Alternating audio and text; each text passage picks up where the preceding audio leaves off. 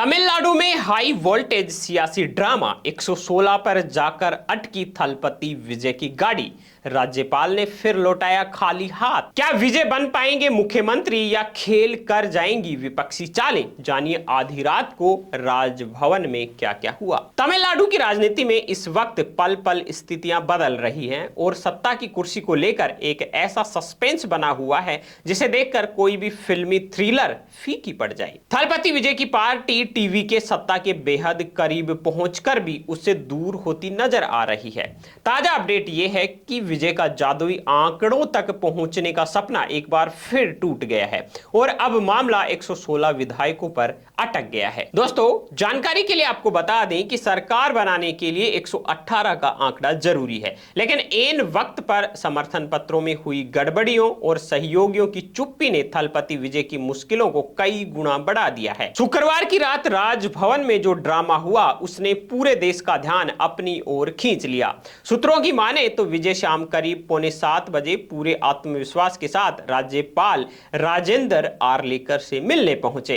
उन्होंने 117 विधायकों के हस्ताक्षर वाला समर्थन पत्र सौंपा और दावा किया कि उसके पास बहुमत है। विजय इतने आश्वस्त थे कि उन्होंने राज्यपाल से शनिवार सुबह 11 बजते ही शपथ ग्रहण समारोह करवाने का अनुरोध कर डाला। स्थिति यहां तक पहुंच गई कि राज्यपाल ने मुख्य सचिव को तैयारी शुरू करने के निर्देश दे दिए, लेकिन असली ट्विस्ट आना बाकी था। महज आधे घंटे के भीतर ही पूरी कहानी पलट गई। एएमएमके प्रमुख टीटीवी दिनाकरण ने राजभवन में एंट्री मारी और एक ऐसा आरोप लगाया जिसने टीवी के खेमे में खलबली मचा दी। दिनाकर का दावा था कि उनकी पार्टी के एकमात्र विधायक एस कामराज के जिसके हस्ताक्षर का इस्तेमाल विजय ने किया वो पूरी तरह फर्जी हैं। आधी रात को जब विधायक कामराज खुद राज्यपाल के सामने पेश हुए और समर्थन की बात से इनकार किया तो विजय का दावा ताश के पत्तों की तरह ढह गया। इस कथित जालसाजी के बाद राज्यपाल ने तुरंत शपथ ग्रहण समारोह पर रोक लगा दी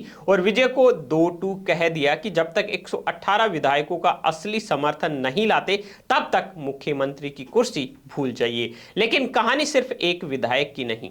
थलपति विजय को सबसे बड़ा झटका वीसीके की ओर से लगा। टीवीके की महिला विंग की ओर से गठबंधन के लिए विचारधारा की दुहाई दी गई। उन्हें अंबेडकरवादी सोच का साथी बताया गया, लेकिन सत्ता की बंदरबाट में मामला फंस गया।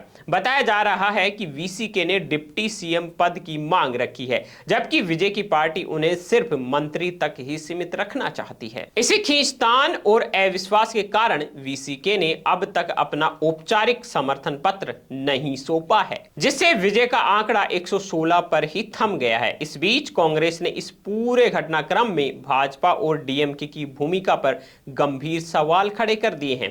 कांग्रेस नेता प्रवीण चक्रवर्ती का आरोप है कि जनता एक धर्मनिरपेक्ष टीवी के सरकार चाहती है जिसे कांग्रेस समर्थन देने को तैयार है, लेकिन बीजेपी और डीएमके मिलकर इसे रोकने की साजिश रच रही हैं।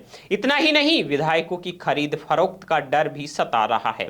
यही वजह है कि कांग्रेस के 5 विधायक फिलहाल कहां पर हैं इस पर रहस्य बना हुआ है। कर्नाटका के deputy CM DK Shivakumar का कहना है कि वे शायद हैदराबाद में हैं।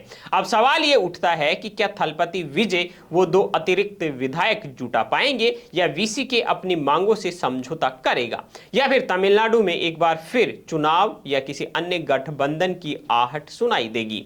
राज्यपाल की शक्ति और विपक्षी दलों के बैक चैनल दांव पेंचों ने थलपति विजय के लिए मुख्यमंत्री की राहों को कांटों भरा बना दिया है। दोस्तों, तमिलनाडु की इस राजनीतिक उथल पुथल पर आपकी क्या राय है, हमें कमेंट करके जरूर बताइए। क्या आपको लगता है कि थलपति विजय के साथ अलोकतंत्र के खेल हो रहा है या फिर उसके समर्थन पत्रों में वाकई झोला था? अपनी राय हमें जरूर दें। इसी तरह की टॉप ट्रेंडिंग खबरें सबसे पहले देखने के लिए यूट्यूब में सर्च कीजिए बीएन हिंदी न्यूज और हमारे चैनल को सब्सक्राइब कर लीजिए। वीडियो को अभी तक लाइक नहीं किया है तो लाइक कर दीजिए।